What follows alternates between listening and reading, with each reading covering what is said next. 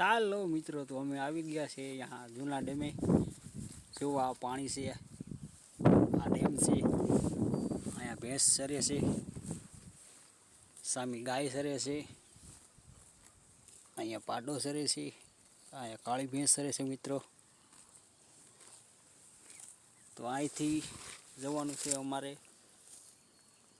લોહડીના dam બાજુ સારવા માટે।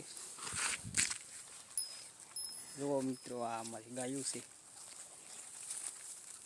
તો અમે જઈ રહ્યા છીએ ધીમે ધીમે મિત્રો સારવા। જો આ ભેંસ આગળ થઈ ગઈ, સરતી જાય છે, આગળ ગાય છે।